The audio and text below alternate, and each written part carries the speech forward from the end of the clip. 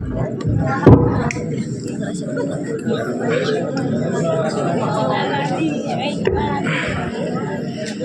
ना माई, दोरी जळली तरी पीड जात नाही. हो ना, साली फार चिकट पोरगी आहे रे. पण ही माई सुद्धा काही कच्ची नाही म्हटलं. हातून बाहेरून चांगली पिकली आहे. अरे तिच्या बापाला घर विकायला लावून पैसे घेणार म्हणजे घेणार. पण कधी कधी माई, अरे तोपर्यंत ती वनिता जिवंत राहिली पाहिजे ना. फार चिकट पोरगी आहे रे. सालीला उपाशी ठेवली, डागण्या दिल्या, तरी बापाकडे हट्ट धरत नाही की आमचं घर विकून पैसे दे म्हणून. आई मला वाटतं तिला वडण्यावर आणि चांगली काठीने. अरे पण घाबरू नकोस, विश्वास ठेव माझ्यावर, मी आहे. अरे मामा मामा, की जरा चांगला सल्ला तरी दे तुला. इथं तुझी मुलगी असती तर आलात तुम्ही, आता लावा आग. आज आणि खरं तर मला तुझ्या पेचाला आग लावायची आहे. अहो तुमच्या जिभेला काही हाड. हा पाप माप पापाची सरी भरता तुम्ही. माझी बापा मी फेडीन म्हटलं. मी थोडाच वाटेगिरी होणार आहे. लहान नसतील की ही एवढाली गोटा तुमच्या आणि हा तुझा भाऊ त्याच्यामध्ये टाकते.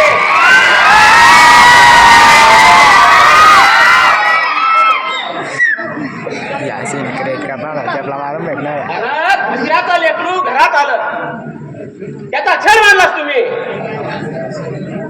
अन्न बंद केलं तुम्ही त्यांचं. अरे डागण्या दिल्या डागण्या. फार मोठं पाप केलं तुम्ही दोघांनी. अगं तीच तुझी मुलगी असती तर माझी मुलगी असती ना, तर लग्न करून जेव्हा सासरी घातली तेव्हा मेली म्हणून समजले असते मी. त्याच चुकलं ना दोघांचं. लग्नाच्या त्याच्या त्यांनी पूर्ण केला, घर विकलं, जमीन जुमला विकला, आणि तुमची भूक वाढली. आम्ही फार मोठी मागणी नाही केली. आता काय करणार मागणी हो ना. जमीन जुमला विकून सर्व झालं. चैन अंगठीची मागणी केली, ती पूर्ण केली बाबांनी. मामा अरे तुझे डोळे जातील रे. पाहिलंच ना माई, अरे काय बोलतोय तुझा नवरा. अरे तुझ्या घरी उपर मुली आहेत, त्यांच्या लग्नाचं बघ ना. दुसऱ्याच्या संसाराशी कशाला खेळतोस. अरे हे तुझं बाप त्या मुलींना बघावं लागेल. चालायला बाई अगं माझा पाच उतारा होतोय. अरे डोळा तरी लागेल का कोण जाणे. माई माझा अपमान होतोय हा. अरे ये पाना पानाच्या खाल्ल्या अन्नाला तरी जाग. झालं तुमचं बोलून. झालं का माझ्या भावाला शिव्या शाप देऊन. आता माझं आहे का. अहो संसार कसा चालवायचा, माझ्या मुलाचं भलं कसं करायचं आणि सुनेला कसं वागवायचं हे चांगलं कळतं बरं का मला. मग या नाश्त्या आंब्याला मध्ये काय घेतलंस, पाठीत खंजीर खुपसायला. तो माझा भाऊ आहे. ते बी मी पाठचा आहे, तिच्या पाठचा आहे तो माझा. तिच्या पाठीशी मी उभं राहणार तर कोण राहणार. अरे पाठीत खंजीर खुपसायला राहणार ना तू इथं. हे पहा, तुम्हाला इथे राहायला जमत नसेल मग काय मी वृद्धाश्रमात जाऊ. मलाही तेच वाटतंय. आता दास म्हणणार ना तू. माझ्या प्रॉव्हिडंट फंडाचे पैसे तुझ्या नावावर टाकले तर मी. बरं झालं लवकर समजलं ते. मग आता काय करायचं ठरवलंय ते. बाजी आता तुम्ही कुठे राहणार आहात. अरे आता तर पोलिसात जाणार. हो तुम्हाला वेळ तर नाही लागलं ना. आतापर्यंत लागलं नव्हतं, पण आता लागलंय. आता सहन नाही होते. अगं आता तुम्हा दोघांच्या बाबाचा घडा भरलाय.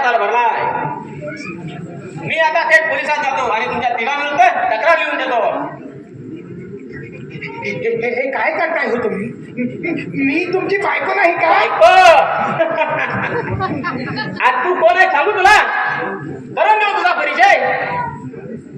तू आहेस श्री जातीवरचा कलंक, तू आहेस काळ सर्प, तू आहेस दगडाच्या काळजाची. दाजी अहो तुम्ही सुट्टीवर आहात का? अरे तू बेशुद्ध केलीस तिला. अरे स्त्रिया म्हणजे वात्सल्य, ममता, कारुण्य. पण या तुझ्या बहिणीच्या अंगी आहे आपला एखादा गुण. अरे स्त्री असून सुनेला छळते, मुलीसारख्या सुनेला डांगणे देते, उपाशी ठेवतेस. खरंच स्त्री जातीवरचा कलंक आहे. अजून विचार कर, वेळ गेली नाही. अगं प्रेम दिल्यानं प्रेम मिळतं, त्यागानं जग जिंकता येतं, वात्सल्यानं माणसं जवळ येतात, ममतेनं मातृत्व मिळतं आणि समाधानानं सुख मिळतं. सुख तुला काय समजणार म्हणा यातलं? पण लक्षात ठेव, पेरावं तसं उगवतं आणि बोलावं तसं उत्तर येतं. तू केला आहेस त्याचं प्रायश्चित्त घेण्याची वेळ आली आहे. हातकड्या पडण्याची वेळ आली आहे तुमच्यावर. पण माझ्यासोबत तुम्हालाही हातकड्या पडतील. मी तुमच्या बाबात वाटेकरी नाही. मला हातकड्या पडल्या तर तुम्हाला चांगलं वाटेल नाही? चांगलं? अगं पूर्ण गावात पेढे वाटेल मी. हो का? आणि शेखरला? अगं त्याला जर हातकड्या पडल्या ना तर अति आनंद होईल मला. आयुष्याची सोबतीन कशी वागावी कळत नाही त्या काळाला. हे बघा, अहो आजपासून मी आणि शेखर वनिताला मानानं वागवू. अगं तुझ्यावर माझा विश्वास नाही. खरंच सांगते मी तुम्हाला. अहो मी पोलिसांना घाबरले आहे. तुम्ही त्यांच्याकडे जाऊन तक्रार करू नका. मी तुम्ही सांगाल ते ऐकायला तयार आहे. खरंच? हो खरंच, अगदी खरं. मग माडीवरच्या खोलीत जा आणि मोकळं कर तिला. हो मी लगेच मोकळं करते तिला. तिला सुखाचे 4 घास खाऊ दे. जा लवकर.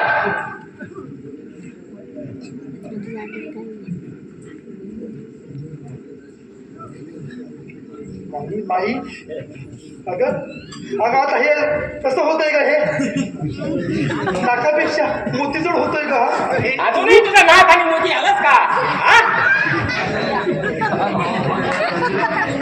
अरे दादा तू गप्प बस. अरे झालं गेलं तर प्रायश्चित्त घेऊ आणि मोकळे होऊ. अरे हातकड्या पडून पोलिसात जाण्यापेक्षा हे बरं आहे दादा. मी वनिताला आजपासून माझ्या पोटच्या पोरीसारखी वागली. वा किती आनंद झाला मला. माणसानं माणसाला गुलामासारखं वागावं यापेक्षा दुसरं पाप नाही. अगं मी जर त्या ठिकाणी असतो असा विचार कोणी करतच नाही. हो तुम्ही आता विचार करीत बसू नका. मी तुम्हाला पैसे देते. बाजारात जाऊन वनितासाठी नवीन पातळ घेऊन या. हो ती आता आई होणार आहे. खरंच? हो. अगं हे ऐकून मला किती आनंद झाला. अगं तिचं डोहाळे जेवण, तिच्या आवडीनिवडी मला साऱ्या जपायच्या आहेत. हो मला तिच्यावर आता मुलीसारखं प्रेम करायचं आहे. झालं गेलं गंगेला मिळालं. आता आपण प्रायश्चित्त घेऊ आणि मोकळे होऊ. अगं पण मला हे आधी का नाही सांगितलं? झालं गेलं गंगेला मिळालं ते जाऊ द्या आता. मामा आता तुमचं विंचवाचं विराड उचला आणि चालायला लागायचं. आता हे काय आम्हाला सांगायला हवं? अहो थोरली बहीण आमच्याकडे वाकडं तोड करता इथं थांबतो कोण? हे पैसे घ्या आणि उशीर करू नका. हा लवकर पातळ घेऊन या. मामा तुम्ही इथून गेला ना फार मोठी सत्यनारायणाची पूजा घालणार आहे मी. आणि माझ्या सुनेचं डोहाळे जेवण हौशे मौजाने करतो बघा. हो खूपच हौसमौजरी करू आपण त्याचं डोहाळे जेवण. या तुम्ही पातळ. तुम्ही आता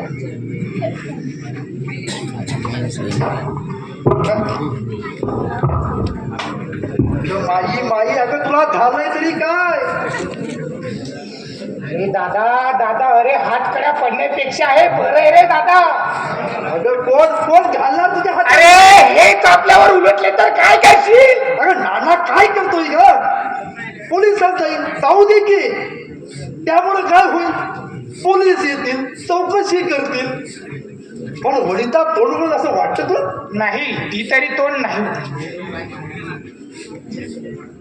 अगं तिनं जर कधी तोंड उघडलं असतं ना तर लग्नाच्या वेळेत उघडलं असतं, एवढं डागलेलं सहन केलं असतं.